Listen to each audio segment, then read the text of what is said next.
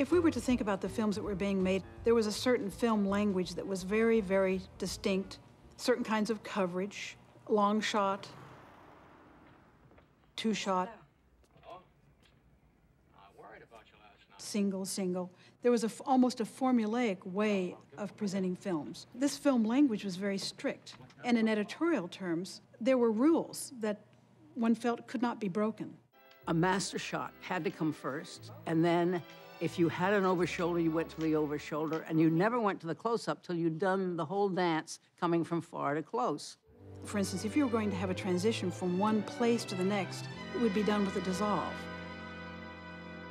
Next thing you've got to remember is that a gentleman you meet among the cold cuts is simply not as attractive as one that you meet, say, in the mink department at Bergdorf's. In the 40s and 50s, the audience would expect a character to drive up, show him getting out of the car, he would walk up to the building, and then he would open the door, and then the editor would match cut the door opening on the other side, and he would walk in and come over and sit down. Pull up a chair. Thanks. It just seemed to me absolutely stupid that you had to show somebody coming down the stairs and all the way across the road and up the other side. I mean, you knew that they were coming from here and they were going to there. Why couldn't you just cut directly? Oh là là, Michel? Je peux entrer? Oui. In France, a group of film critics turned directors also challenged the doctrine of invisible editing and launched a revolution among editors. When I first saw the French Nouvelle Vague, I instantly loved it. I loved the idea. I loved the way they edited and thought I would like to cut like that.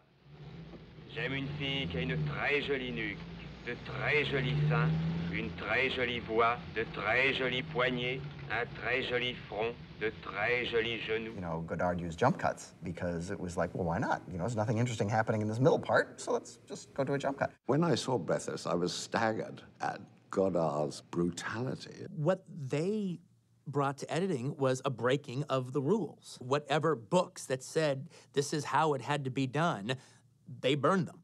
Breathless is too hip for me. I come from Lower East Side. I'm an Italian-American guy. It's too beatnik. It's like, you know, bohemian. It's too cool. I liked it. I don't know what the hell was happening in it.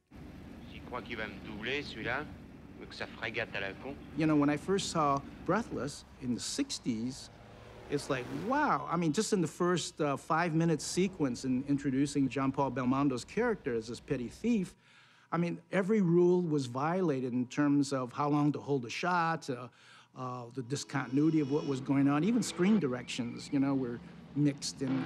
And I thought, like, either this guy doesn't know what he's doing, or he's so confident that he has the grammar of film down that he's trying to show us a new way to use the material he has to tell the story.